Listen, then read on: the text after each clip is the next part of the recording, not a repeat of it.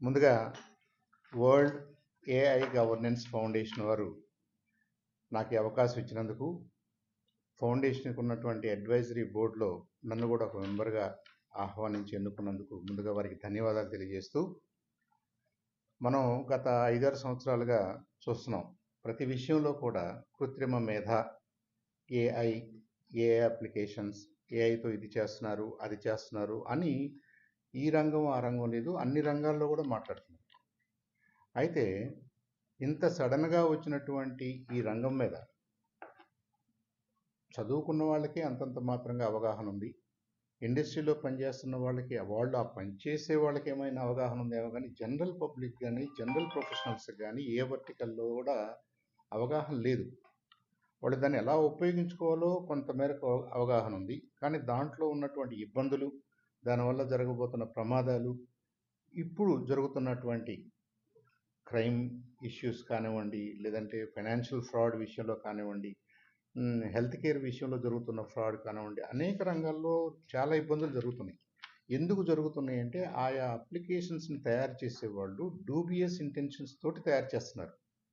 మరి మంచిగా అప్లికేషన్స్ తయారు చేయటువంటి ఏంటి, బాధ్యతాయుతంగా ఏఐని ఎలా ఉపయోగించుకోవాలి, ఎలాంటి అప్లికేషన్స్ని డెవలప్ చేయాలి, అప్లికేషన్ డెవలప్ చేసేటప్పుడు ఏ జాగ్రత్తలు తీసుకోవాలి అనేది గవర్నెన్స్ మోడల్లోకి వస్తుంది.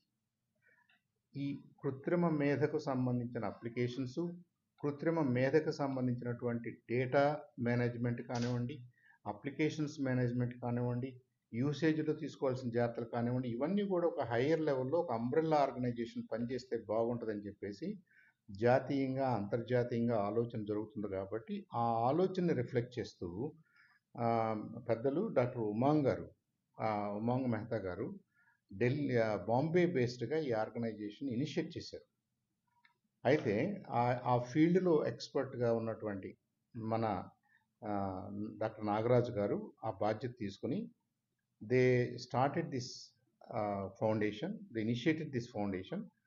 డిఫరెంట్ వర్టికల్స్లో నుంచి చాలామంది పెద్దలు, ఇప్పుడు మీరు చూసిన వాళ్ళు నిన్న దాదాపుగా 25 మంది ఫ్రమ్ డిఫరెంట్ వర్టికల్స్, అంటే హెల్త్ కేర్ నుంచి, ఎడ్యుకేషన్ నుంచి, లా అంటే జ్యుడిషియరీ నుంచి, సైబర్ సెక్యూరిటీ నుంచి, ఇలా డిఫరెంట్ సెక్టర్స్లో నుంచి వాళ్ళందరూ కూడా ఈ ఫౌండేషన్తో చేతులు కలిపి ఈ ఫౌండేషన్ ఆశయాల్ని ముందుకు తీసుకెళ్లాలని, ఒకటి ప్రజానీకాన్ని ఎడ్యుకేట్ చేయటం, 2 అప్లికేషన్ డెవలపర్స్కి గైడ్ చేయటం, 3 ఆయా కంపెనీలకు కూడా జనరల్ మేనేజ్మెంట్తో పాటుగా గుడ్ గవర్నెన్స్ ఇన్ ఏఐ అంటే ఏంటి, దాని మీద ఉన్న స్టాండర్డ్స్, ఆ స్టాండర్డ్స్కి తోడుగా భారతదేశంలో కూడా కొన్ని స్టాండర్డ్స్ని క్రియేట్ చేయగలగటం, భారతదేశం మన పార్లమెంటు కూడా ఒక పటిష్టమైన చట్టాన్ని తీసుకొచ్చే విధంగా మన వైపు నుంచి ప్రయత్నం చేయాలి, ప్రజల నుంచి ప్రయత్నం చేయాలి, ప్రొఫెషనల్స్ నుంచి ప్రయత్నం చేయాలి, యూనివర్సిటీస్ నుంచి చేయాలని చెప్పేసి అంత పెద్ద గోల్ తోటి, ఒక ఆశయంతో ఈ పెద్దలందరూ ఒక చోటకు వచ్చి పనిచేస్తున్నారు.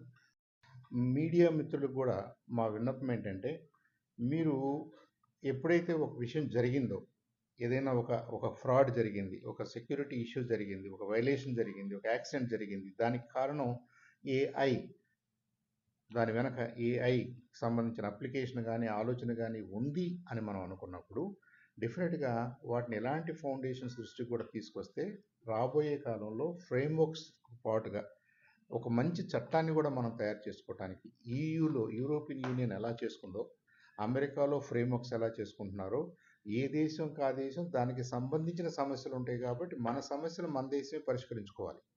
ఈ జనరల్ టెక్నాలజీ, జనరల్ ఫ్రేమ్వర్క్స్ వేరు, దాని యూసేజ్ పాయింట్ ఆఫ్ వ్యూలోకి వచ్చేసరికి మన జాగ్రత్తలు మనం తీసుకోవాలి. కాబట్టి దానికి మరి ముఖ్యంగా మీరందరూ కూడా, మీడియా సోదరులందరూ కూడా ప్రత్యేకంగా దృష్టి పెట్టాలని చెప్పేసి మిమ్మల్ని రిక్వెస్ట్ చేయడానికి కూడా ఇక్కడికి ఇన్వైట్ చేయడం జరిగింది. మీరందరూ వచ్చినందుకు మీ అందరికీ పేరు పేరున ధన్యవాదాలు, మీ యాజమాన్యాలకి ధన్యవాదాలు. మీరు కూడా ఈ సబ్జెక్ట్ని ప్రజల్లోకి తీసుకెళ్లాలని మనస్ఫూర్తిగా కోరుకుంటూ మనందరం కలిసి పనిచేద్దాం. Let's make AI really useful for public, మనందరికీ ఉపయోగపడేలాగా చూద్దాం.